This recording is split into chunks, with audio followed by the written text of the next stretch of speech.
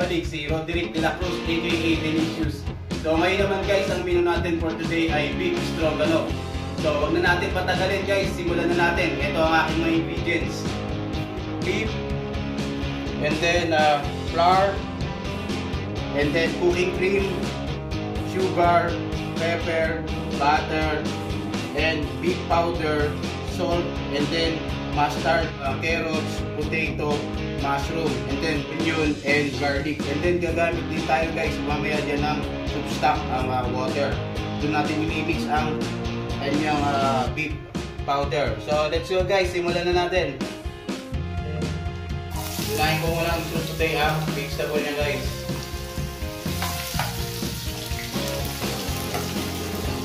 Bagang i-half-cook ko lang muna siya guys. Sutay ko muna. Unahin ko muna yung carrots and potato. Ito na guys yung mushroom.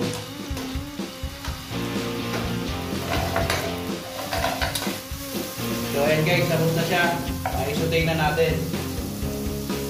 Then ibalik na natin ngayon sa kakain guys.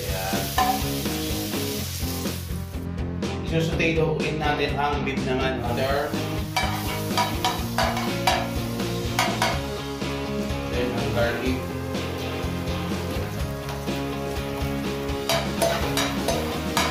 Then isusunod natin ang onion.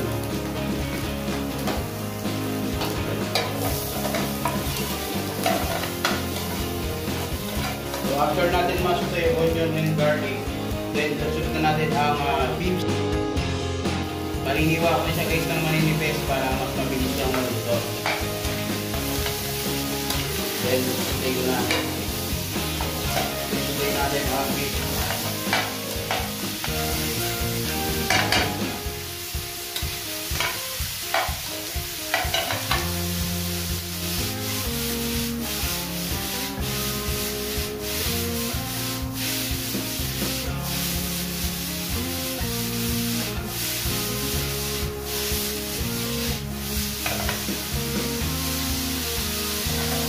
So ayan guys, after natin masutay, hintayin mo natin siya na umagas na pusa para lumabas ang sauce mismo ng beef bago natin siya timplahan.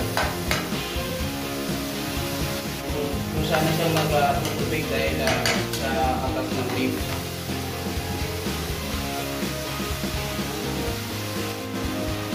Then mix natin mga guys.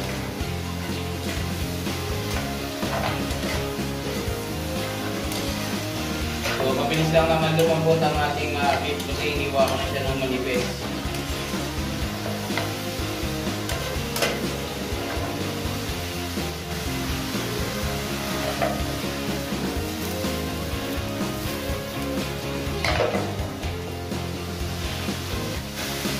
Yan natin kung malambot na. Next, juicy and tender na siya. Then, ilalagay na ngayon natin ang kanyang salt, pepper, then sugar. Then mix natin.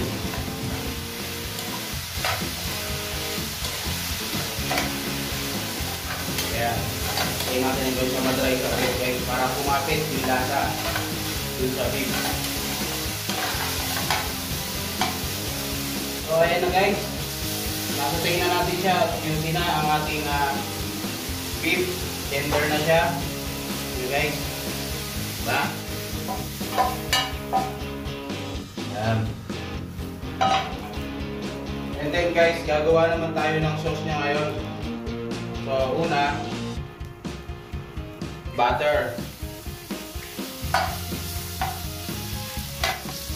And then ang flour.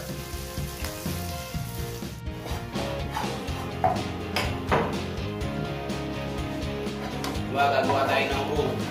Ayan, sa sauce ng beef stroganoff. And then ang beef powder guys. At saka water, mimix na natin. Lagay ito dito. And then mix natin ang beef powder. Ayan. After natin ma-mix, then lalagay natin ngayon dito. Then mix natin siya guys.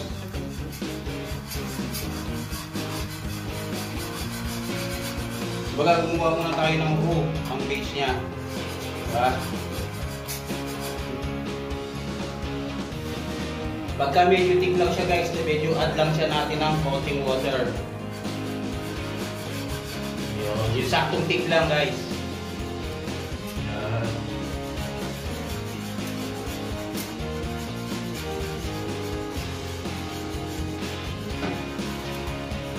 Diba? Yan ang ating sauce sa talaga ng stroganoff natin. Then ilagay natin guys ang cooking cream natin.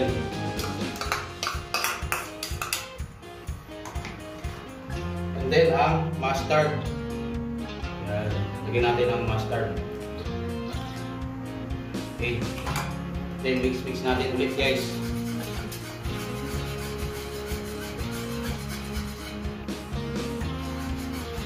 Yan ang sauce ko ng beef stroganoff. Okay. So after na natin ma-mix lahat ng sauce, then lalagay na natin guys ang meat. Yan. Delicious. Very creamy ang ating beef stroganoff. So, then lagay natin ang vegetable. So magtira lang tayo guys ng konti na pan-toppings. So ayan na siya guys. Ayan ang ating homemade beef stroganoff. So guys, i-plate na ngayon natin ang beef stroganoff natin. Yun, sakto lang sa serving. O kaya kung gaano karami. So medyo thick siya guys dahil sa ginawa nating roux. Then lagay natin ang natitira niyang toppings. Very easy and simple lang siya, di ba? So well done ang ating beef stroganoff mga guys.